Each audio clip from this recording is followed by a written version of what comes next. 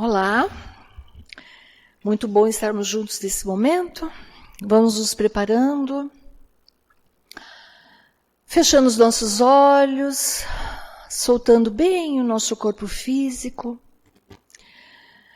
respirando fundo, sentindo os nossos mentores muito junto de nós. Esse mentor querido que durante todo o dia nos ampara, nos intui, nos protege. Vamos sentindo a presença junto de nós, de Joana, mentora da nossa casa, irmã Rosária, que juntas nos recebem de braços abertos, sempre que aqui nos conectamos a essa casa. Mesmo que não estejamos aqui presentes fisicamente, mas que estamos ligados mentalmente à casa. Vamos sentindo toda a espiritualidade amiga, felizes por estarmos juntos nesse instante, numa conexão maior com o Criador. Vamos sentindo Maria em suas paragens, ela nos abraça. Essa mãezinha querida nos envolve em seu manto azul. Esse manto que nos traz proteção, nos traz acolhimento, nos reporta ao colo da nossa mãezinha, que tanto precisamos no nosso dia a dia. Junto com nossa mãe vamos chegando até Jesus, nosso irmão maior. Esse nosso guia, nosso modelo, nosso mestre, dizendo: mestre, obrigada por tudo que nos ensina a cada instante. E todos juntos vamos chegando até Deus, nosso Pai, que nos aguarda de braços abertos, com um sorriso no rosto, feliz por estarmos unidos nessa conexão. E é esse Pai de luz e de misericórdia que nós dizemos: Pai nosso que estais nos céus, santificado seja o vosso nome, venha a nós o vosso reino, seja feita, Pai, a tua vontade, assim na terra como no céu. O pão nosso de cada dia nos dai hoje, perdoa, Senhor, as nossas ofensas, assim como nós perdoamos a quem nos tem ofendido. E não deixeis cair em tentação, mas livra-nos, Senhor, de todos os males, porque vosso é o poder, o reino e a glória. Que assim seja, graças a Deus. E vamos agora, mantendo-nos equilibrados, serenos, nos preparando para receber os tratamentos da tarde. Abrindo bem os nossos corações, nos ligando a toda essa espiritualidade, recebendo tudo aquilo que viemos buscar. Aos assistidos de tratamento de P2, vamos nos ligar a essas equipes espirituais, sentindo a projeção da luz azul, envolvendo todo o nosso sistema nervoso central, harmonizando e equilibrando a energia dos nossos chakras, um a um. Todos eles, para que funcionem adequadamente dentro de um equilíbrio que buscamos. Que assim seja. Aos assistidos de tratamento de CH, vamos nos ligando com essas equipes, sentindo a projeção da luz rosa, um rosa intenso e muito brilhante, envolvendo cada um dos assistidos em muito amor e muito carinho. Que esse rosa chegue até os nossos corações, abrandando e aumentando a nossa capacidade de amar. Que assim seja. Aos assistidos com tratamento em P3B, Rogamos a projeção da luz branca do Cristo, que vai envolver todos os encarnados e desencarnados aqui presentes. Pedimos a luz azul envolvendo o coração e a mente de todos os assistidos. As equipes espirituais vamos fazer um corte de ligação, que se fizer necessário com a luz laser, tirando todas as ligações que a espiritualidade designar. Pedindo a luz azul envolvendo todo o sistema nervoso central, periférico e neurovegetativo. Luz rosa claro do nosso cardíaco, aumentando os nossos sentimentos, e uma luz amarela muito intensa no nosso frontal, aumentando os bons pensamentos e a nossa conexão com o mentor individual.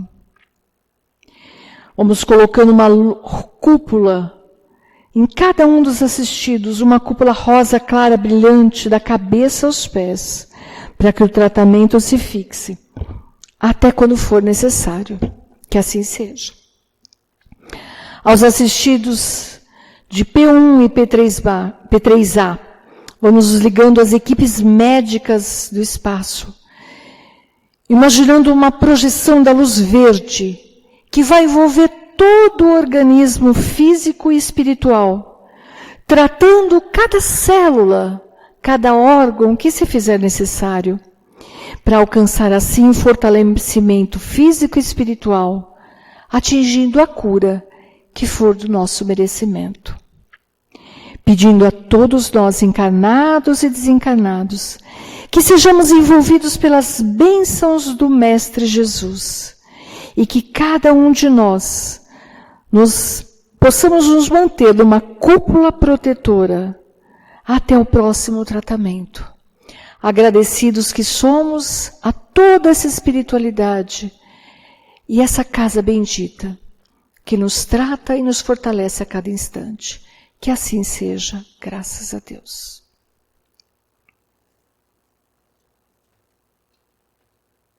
Amigos, boa noite. A gente roga a espiritualidade que permaneça conosco, né? Para nos sustentar, para que a gente possa dar cabo da tarefa da noite. E para esta noite foi nos proposto um tema evangélico muito bonito, que está no capítulo 10 de João, que eu vou pedir licença para os senhores para ler. É o final do capítulo 10 de João, mas que traz uma mensagem muito profunda, que a gente vai tentar aí conversar um pouco, né? Então, Jesus nos diz assim: tenho ainda outras ovelhas que não são deste aprisco. É necessário também que eu as conduza.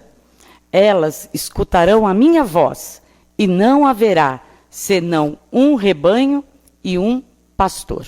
Olha que profundo, né? Então, quando Jesus diz isso, e nós vamos nos basear no Evangelho, e depois Kardec, muito sabiamente, vai aprofundar esta passagem do Evangelho no livro A Gênese. Então, nós vamos tomar essas duas obras para que a gente possa embasar a nossa fala, né? Mas, quando Jesus diz isso, Jesus claramente está anunciando que num futuro, e Jesus está profetizando, e se Jesus disse isso, né, é verdadeiro, que vai chegar um tempo que vai existir somente um rebanho e um pastor. Né? Então vamos lá. Jesus, como era um sábio educador e muito já usava as técnicas, né, de neurolinguística lá no tempo dele, então Jesus usa daquela realidade de para quem ele está falando. Então, nas parábolas de Jesus, quando Jesus ia falar com pescadores, ele falava sobre redes, sobre pesca. Quando ele ia falar com agricultores, falava a parábola da figueira, e aí, né, a realidade de cada um. E quando Jesus fala aqui sobre pastor, Jesus vai usar uma analogia que é muito explorada, tanto no Antigo como no Novo Testamento, né? Então, quando Jesus diz que ele tem ovelhas que não pertencem àquele aprisco, Jesus está se denominando que ele é o pastor, não é? Ele é o pastor. Quem é o pastor? O pastor é aquele que cuida das ovelhas. Hoje, na atualidade, pastor tem uma série de outros significados. Então, os nossos irmãos protestantes têm o seu pastor. Então, o pastor é aquele que cuida de um número de pessoas, de uma seita religiosa, de uma denominação religiosa. E o pastor também pode ser aquele governante espiritual. O Brasil, né, o nosso governante espiritual, aquele mentor espiritual do nosso país, é Ismael. Ismael é o protetor do nosso Brasil, né? E Jesus, ele se qualifica que ele é o bom pastor, porque ele permite e ele cuida das suas ovelhas. E as suas ovelhas reconhecem a sua voz, porque ele cuida verdadeiramente das suas ovelhas. E quem são as ovelhas? Somos nós, né? Somos nós. E as ovelhas, e o Novo e o Antigo Testamento, como eu disse, eles exploram muito essa questão. Então, em várias passagens do Novo e do Antigo Testamento, nós vamos lembrar muito, né? Que diz assim, que o bom pastor, ele pode ter 100 ovelhas, mas se uma se desgarrar, ele vai deixar as 99 em segurança e vai sair atrás daquela única ovelha que se perdeu. Por isso que quando nós estudamos o Evangelho, diz assim, que nenhum de nós vai se perder, porque o Mestre Jesus vai atrás de cada um de nós. E aí, estudando este ensinamento, né? Aí eu vou trazer uma curiosidade que para mim me tocou profundamente, porque acho muito bonito. E acho que os senhores vão partilhar desta imagem que eu tenho. Desde criança eu tenho a ideia assim, deste pastor, aquele homem que carrega uma ovelha nas costas. Vocês já viram essa imagem? Quando ele vai buscar uma ovelha, ele traz a ovelha nos ombros, né? Então, aquilo para mim, desde menininha, eu achava assim, nossa, ele cuida muito mesmo das ovelhas, porque além de ela ser fujona, ainda ele traz ela com todo carinho. Realmente, o bom pastor traz a sua ovelha com todo carinho, mas aí tem um detalhe. Sabe por que ele traz nos ombros? Porque ele também é disciplinador. Ele dá um toque no tendão da perninha dela para ela sentir uma dor e nunca mais fugir. Por isso que ele traz ela nos ombros, porque ela não é mais capaz de andar, porque ele aplica um corretivo na ovelhinha fujona. Então, quando nós estamos fujões, né? Estamos no mau caminho e nós temos que voltar ao bom caminho, o Pai nos aplica uma reprimenda, né? Que é para nos educar, nos disciplinar. Mas vamos lá, isso é só uma curiosidade. E quando, na questão do pastor ainda, no Velho Testamento, a gente não ouve dizer assim, né? E tem aquela passagem bonita. O Senhor é meu pastor e não me faltará. Não é, e esta é uma tradução, e aqui eu vou aproveitar também para fazer um parênteses, nós sempre ouvimos aquela tradução, o Senhor é meu pastor e nada me faltará. Aí Haroldo Dutra, que é um grande estudioso da doutrina, esses dias ouvindo Haroldo Dutra, ele disse assim, que a tradução correta desse verbete não é nada me faltará, é não me faltará. O Senhor não me faltará. Por que nós traduzimos como nada me faltará? Porque ainda nós somos muito materialistas. Nós queremos que Deus nos provenha das coisas materiais, que não nos falte nada. Mas a tradução correta é, o Senhor não vai me faltar. Não vai me faltar nos momentos que eu necessitar da presença dele, da orientação do Pai. Então isso é muito profundo, né?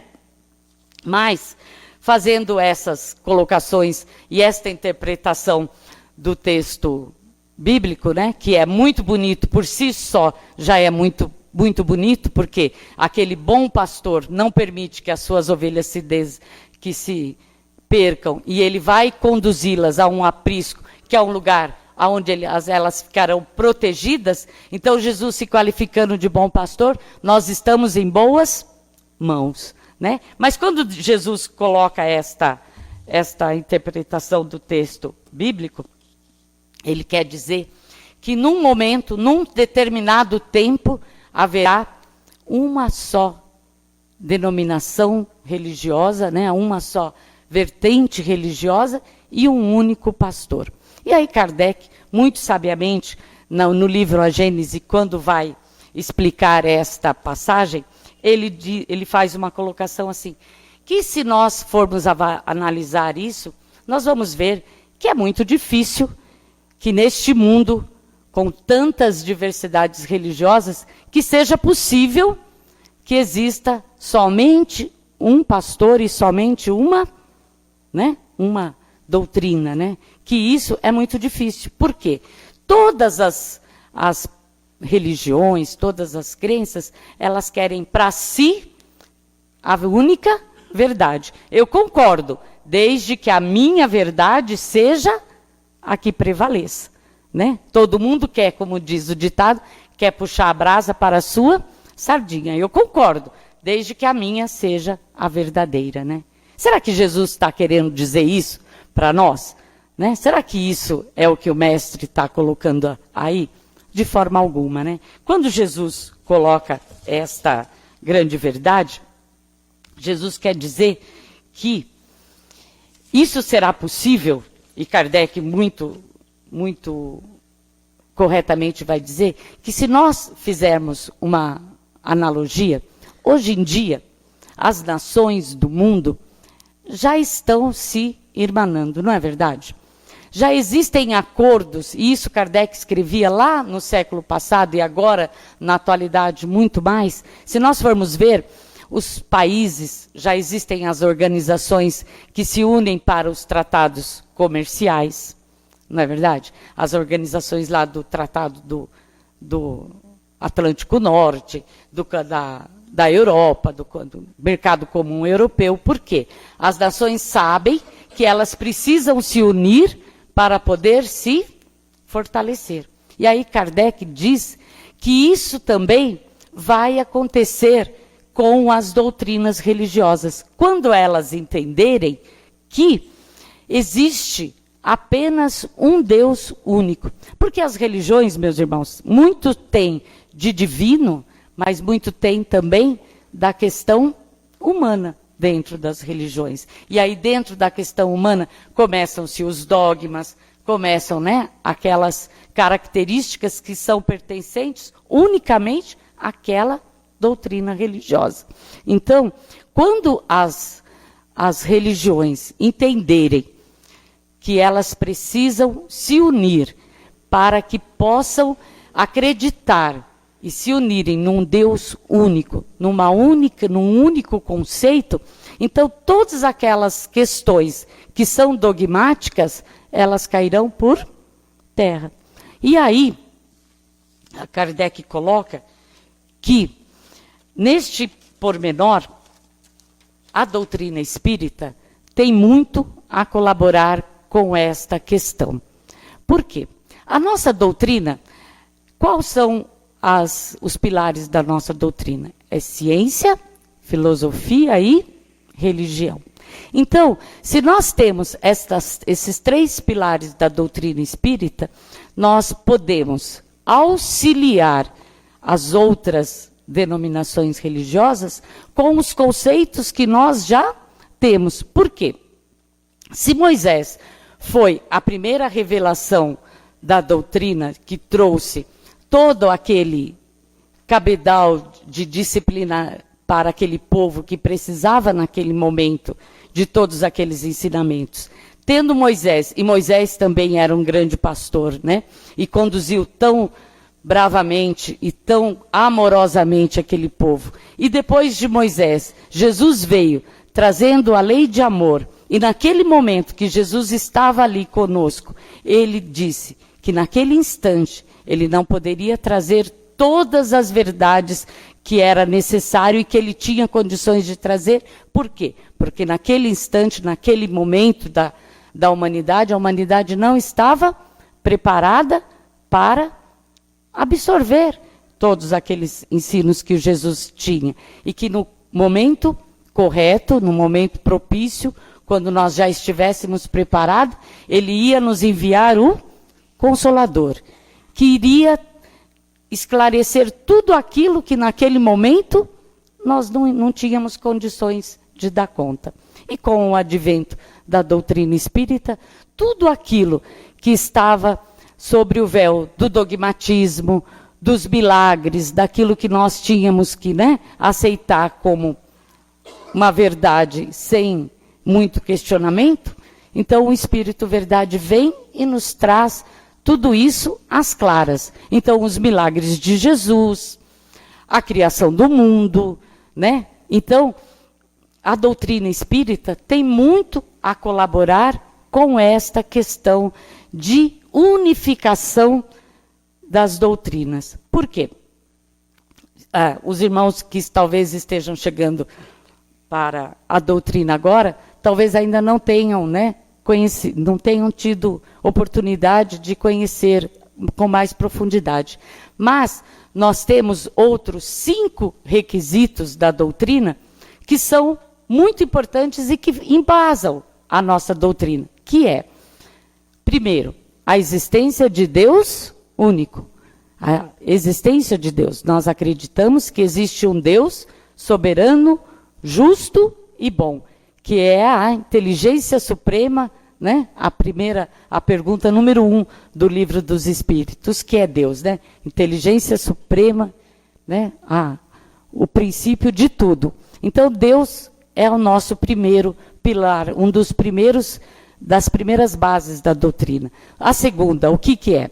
A comunicação com os espíritos, a possibilidade da comunicação com o mundo espiritual. E isso, meus irmãos, não é invenção da doutrina espírita, porque lá no tempo de Moisés, Moisés proibiu a comunicação com os espíritos, não é isso que está lá no Velho Testamento? Então, se Moisés proibiu, é porque isso era possível, senão não precisava ser proibido, não é mesmo? Então, e por que Moisés, naquele momento, para aquele povo, ele disse que não era bom que se fizesse essa comunicação? Por quê? Não se tinha critérios para esta comunicação. Então, hoje em dia, essa comunicação com os espíritos, e que não é privilégio só da doutrina espírita, mas é embasada em critérios e em éticas muito definidas, Então, se Deus é das bases, a comunicação com os espíritos é outra, a pluralidade dos mundos habitados é outra. Então, nós acreditamos que nós não estamos sozinhos neste universo. E Jesus já proclamou isso também, Existem muitas moradas na casa de meu Pai. Se assim não fosse, eu já teria vos dito.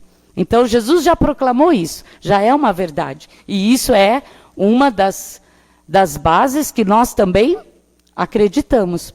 A quarta, é a mediunidade. Nós acreditamos, às vezes, que a questão da mediunidade é somente da doutrina espírita. De forma alguma. A mediunidade está presente em muitas outras doutrinas. Às vezes eu falo que a mediunidade é muito mais ostensiva num templo, protestante, do que numa casa espírita, Porque às vezes acontecem muito mais fenômenos mediúnicos num culto evangélico do que numa palestra espírita, Mas então isso é uma grande verdade. E a última é a reencarnação, que às vezes, muitas das doutrinas, talvez seja um dos pontos mais difíceis para algumas doutrinas aceitarem, mas que, como diz Kardec no livro A Gênese, a ciência vai demolir todos esses dogmatismos que as outras doutrinas que a gente conhece ainda têm. Então, olha, meus irmãos, a responsabilidade enquanto espíritas que nós temos. Mas nós não podemos imaginar que isso vá ser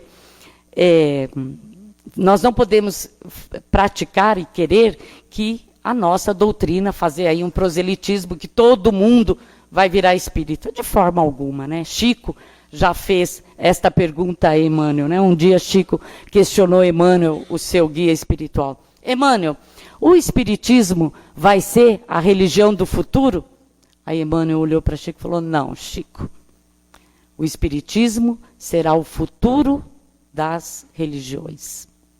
Olha que, né, que profundo isso. E olha a nossa responsabilidade quanto espíritas, porque nós espíritas somos uma pequena parcela. Lá, se nós fizermos um gráfico, né, os cristãos, os católicos são um número muito grande, os nossos amigos evangélicos, nossos irmãos evangélicos, uma outra parcela muito grande, o Islã é muito grande, e lá, os espíritas bem pequeno. Mas não é pelo número, né? É a responsabilidade que está nos nossos ombros para que isso possa ser feito, né? Então, nós não podemos imaginar que todo mundo vai ser espírita, de forma alguma. Cada um vai preservar a sua crença religiosa, mas a pedra angular de tudo, de toda esta comunidade que vai se formar, é a fraternidade. Porque Jesus não fez e não fundou nenhuma religião, não é verdade? Jesus não tinha nenhuma religião. Jesus tinha a religião, a prática do amor, a prática da fraternidade, a prática do bem ao próximo, fazer ao próximo aquilo que eu gostaria que o próximo me fizesse. Tratar com a mesma moeda de troca que eu gostaria de ser tratado. Então, o que vai movimentar esta transição planetária? Isso vai ser de um dia para o outro? É lógico que não. Mas está acontecendo? Certamente já está acontecendo. E vai ainda se movimentar ainda mais para um futuro muito próximo. Porque, como nós sabemos, nós estamos num momento de transição planetária. E a doutrina espírita diz que nestes movimentos, aquela geração que já não está se adequando, ela vai, né, partir com os seus pormenores, com os seus prejuízos, com os seus defeitos, e a que vem, a que ficará, ela vai trazer tudo de bom e tudo de melhor, de mais evoluído do que aquela que passou. Então, meus irmãos, nós temos nos nossos ombros uma grande responsabilidade, porque o conhecimento já está junto de nós. Nós já temos o privilégio de ter acesso a todas essas informações que nos chegou pelas obras de Kardec, né? Que Kardec trouxe para nós através do Espírito Verdade. Nós temos a base para esse estudo. Nós temos o Livro dos Espíritos, nós temos o Evangelho segundo o Espiritismo, nós temos o Céu e o Inferno, nós temos a Gênese, para nos embasar neste movimento que vai se perpetuar. Então, aí, uma outra colocação muito importante que Jesus fez e que nós temos que trazer para o nosso cotidiano assim. Jesus disse, né, que nós podíamos fazer tudo o que ele faz e muito mais, não é verdade? Jesus disse isso com todas as letras. Então, se Jesus se coloca como sendo um bom pastor e que aquele bom pastor cuida das suas ovelhas, não permite que elas se percam, nós também podemos ser bons pastores? O que vocês acham? Me ajuda aí. Podemos ou não podemos? Podemos. Somos bons pastores? Aí não precisa responder. Vai ficar, né, para cada um. Mas nós podemos e nós temos, todos nós, independentes se somos pais, independente se somos professores, se somos educadores, se somos dirigentes, se temos sobre a nossa responsabilidade pessoas, todos nós, através do nosso exemplo, podemos e devemos ser bons pastores. Nós somos bons pastores quando nós trazemos para os nossos filhos, para a evangelização infantil. Nós somos bons pastores quando nós, lá na nossa profissão de professores, de educadores, nós conseguimos acolher aquelas crianças, aqueles jovens, aqueles adultos que estão sobre a nossa guarda. Nós somos bons pastores quando dentro do nosso círculo familiar, que é onde nós temos as nossas maiores provas, nós temos tempo e ombro amigo para escutar aquele familiar, para encaminhar, para auxiliar, para dar um bom conselho, né? Então, nós somos bons pastores a todos os momentos da nossa vida. Então, Jesus nos chama à responsabilidade, como espíritas, como cristãos, como pais, nas mais diferentes ocupações que nós podemos ter, nós podemos nos espelhar no Mestre Jesus e sermos bons pastores, conduzirmos a bons apriscos, as ovelhas que estão sobre a nossa responsabilidade, né? Então, eu queria deixar uma mensagem assim, né? Que somos ovelhas deste Pai. Que então possamos abrir os nossos corações e ouvir mesmo o que este bom pastor tem para nos dar, para nos oferecer, para nos guiar. E que quando Jesus fala que ele o fala com as suas ovelhas e elas o reconhecem, olha que coisa bonita, né? Então que a gente possa ser muito íntimo desse mestre de amor que trouxe um evangelho de luz para nós e que possamos verdadeiramente, quando nos chamar e quando nós chamarmos por este pastor, conseguirmos ouvir o que ele tem para nos dizer. E nos entregar verdadeiramente, porque quando nos entregamos à doutrina do Mestre Jesus, ele nos conduz a um bom aprisco. E estando lá neste bom aprisco, possamos também chamar as outras ovelhas, que às vezes ainda estão desgarradas, que ainda não tiveram oportunidade de conhecer, trazer, para que conheçam este mestre de amor. E nós só vamos poder trazer quando nós soubermos exemplificar os ensinos de Jesus. Então, que possamos levar essa mensagem e termos nos nossos corações a paciência e a tranquilidade, que se aqueles irmãos ainda querem entrar em debate conosco, a questão de religiosidade, que possamos cobri-los com amor e mostrar que estamos caminhando nos caminhos de Jesus. Somos ovelhinhas ainda a obedecer o Mestre Jesus e que um dia todos nós seremos acolhidos neste belo aprisco, porque às vezes, meus irmãos, ainda nós somos ovelhinhas muito pequenas e ainda não temos condições de grandes discussões, né? Mas essas discussões são infrutíferas.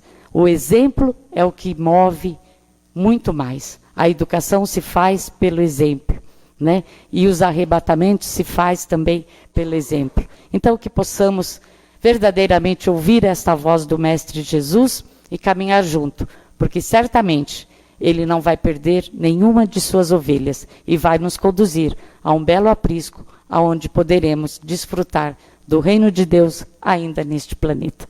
Muito obrigada a todos, obrigado pela paciência em me ouvirem. Deus abençoe.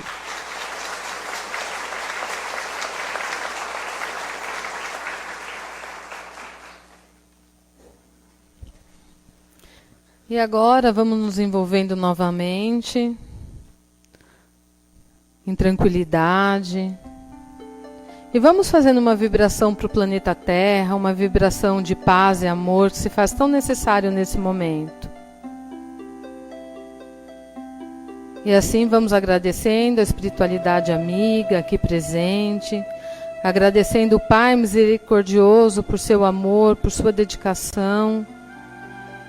E vamos pedindo para que nossa mãezinha querida nos cubra com o seu divino manto de volta ao nosso lar e que possa permanecer por toda a semana. Que possamos ficar em paz. Que assim seja.